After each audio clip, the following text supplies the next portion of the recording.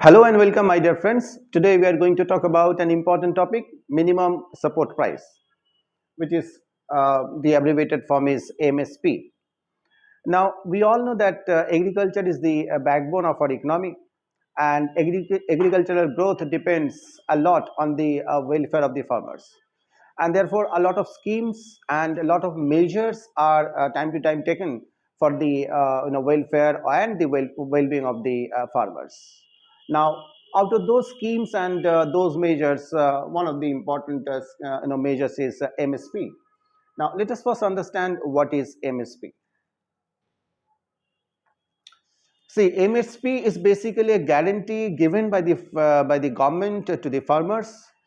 If the farmers cannot sell their excess product in the market, then the government is going to purchase that particular product from the farmers and put it there in the Food Corporation of India, and this is actually called MSP. You see, it's a guarantee given to the farmers that if their produce is left unsold in the market, it will be bought by the government at a pre-announced price, and therefore it's a safety net for the farmers. It protects the interest of the farmers. It prevents the farmers from going for a distress sell, because if the farmers are forced to go for a distress sell, which means that the cost of production is higher than the market price, or in other words, if the market price is low than the cost of production, then that will be a loss for the farmers. So if the farmers incur loss, then obviously it's not going to be a good thing for the farmers and for the economy as well, because farmers at times they take loan from different sources. So if they cannot get any profit, there'll be loss for the farmers. They won't be able to repay the amount of loan that they have taken, and on top of it, there'll be an pressure on the farmers for paying the interest as well. And that's why the government comes up with various schemes and different welfare measures for the farmers. So this is MSP, a guarantee given by the government to the farmers, that if they fail to sell their product in the market, then that will be purchased by the government. Now, these are the two important points you have to keep in mind. One is this: it is recommended by the CACP, Commission for Agricultural Cost and Price. Remember, it is recommended by. And as far as approval is concerned, the MSPs are approved by the Cabinet Committee on Economic Affairs, that is CCEA. We have to be very, very careful. If the question is that who recommends, then CACP, and who actually approves, that is CCEA. Now you see how MSP is fixed. MSP announced is a minimum of 60% margin over the cost of production. So if the cost of production is say 100, then MSP would be 150. So 50% margin is there with the farmers. That's their excess earning, you can say, which the farmers get. And not only the cost of production, other factors are also taken into consideration at the time of fixing the MSP. One of them is demand and supply of that particular crop.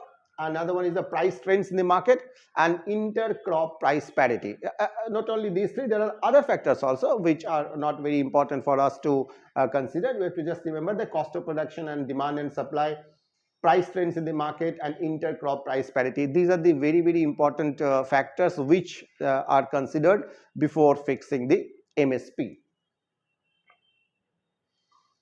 And at present, government announces MSP for 22 crops, and the breakup is 14 kharif crops, 6 rabi crops, and 2 other crops, copra and jute. So here you see all the crops do not have the advantage of having this MSP, though farmers normally go for those kind of production, those crops they produce where they have get the benefit of MSP. Now see how the cost concept is used in calculating this MSP. The first one is cost A2. This is actually the cost which the farmers incur and they pay out of their own pocket for purchasing the seeds, fertilizers, pesticides, etc. So this is the actual money which they spend for having these seeds, fertilizers, and pesticides. Next one is cost A2 plus FL. It includes cost A2 plus FL. FL means family labor. You see, if the farmers they work in on a agricultural field, and of course they do not pay themselves after giving their family labor. So that is the reason it is called imputed cost. This is not the cost which the farmers actually pay out of their pocket. They don't spend money, but the cost is actually hidden over there. That is why it is imputed. So if the farmer is working on a plot of land which is his own plot of land, so the amount of labor he gives, against that a cost is to be imputed. A hypothetical amount will be taken into consideration, so that cost A2 plus FL is calculated. Now this third one is cost C2. This is the most comprehensive cost concept, wherein not only the imputed cost of family labor is taken into consideration, but the imputed cost of rent, that is, you see, the imputed rent of own labor and imputed interest are taken into consideration. In simple words, you have to remember that if the farmers pay out of their own pocket, that is to be taken into consideration, plus if the farmers they provide the labor for their own production, that is also to be taken into consideration. If the farmers they provide their own capital for the agricultural production, that imputed you see interest is to be taken into consideration. And of course, if the farmer is providing land for the production, then that is imputed rent, which is also to be taken into consideration. Now, of course, we have to talk about the benefits of MSP. There are certain benefits which are, of course, there in the MSP. One is the increase in farmers' income. The one of the important targets behind providing this MSP to the farmers is so that the farmers can increase their income. Second one is the stability in prices of food grains.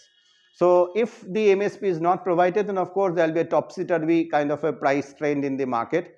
Price will be fluctuating. Just to keep the price stability, have the price stability, MSP is provided because it fixes the price.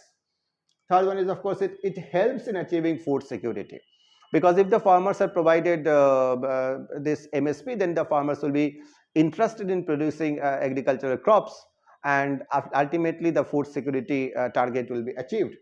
And of course the country can convert itself from the food shortage country to the food surplus country if the MSP is provided to the farmers, because as we know that agriculture is seasonal in nature, and the price in the market keeps on fluctuating. So providing MSP to them will be actually helping the economy in having this food surplus. And next one is that it reduces the rural urban divide, because if agriculture is taken care of, if the interest of the farmers are taken care of, if their income goes up, then it will be helping the country in bridging the gap between the rural India and the urban India. So by having this MSP, you can have this you can reduce the relative poverty in the economy. And next one is, of course, it helps in agricultural development, because agriculture, as we know, is a backbone of the economy. Development of agriculture is must, because it helps the people in fulfilling their basic necessities of life, and at the same time agriculture provides inputs to the industry. Now certain challenges are, of course, there in MSP. One is this: it distorts the cropping pattern. As we know that only 22 crops have been given the benefits of MSP, so the farmers invariably they'll go for producing those crops wherein they get the MSP. Those crops where the farmers do not get the MSP, they normally avoid producing those crops. So it distorts the cropping pattern. And the next one is, of course, the benefits of MSP does not reach to each and every farmer, or you can say that the farmers who actually need the benefit, they at times they do not get the benefits. So this is another problem that we face. And despite MSP, farmers, we have seen they are forced to go for distress sale. This is something because of which, or just to prevent this distress sale, government provides MSP, but still there are farmers who actually are forced to go for distress sale. And MSP creates a burden on the government. because government has to provide MSP to the farmers, and it puts a lot of pressure on the government exchequer. So this is another point, fiscal burden. And Food Corporation of India, which is actually procuring the excess food crops and storing it in their store for supplying it to the public distribution system later on. FCI is overburdened due to excessive procurement.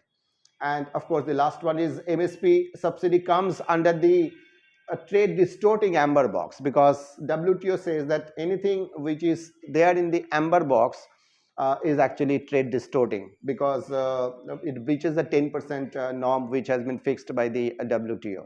So all in all, these are the challenges that we face in providing MSP in the market. But then, of course, as we have just discussed, that MSP is very, very important for the economy, and it has to be provided to the farmers so that farmers' welfare and the farmers' well-being can be protected and promoted. Thank you very much.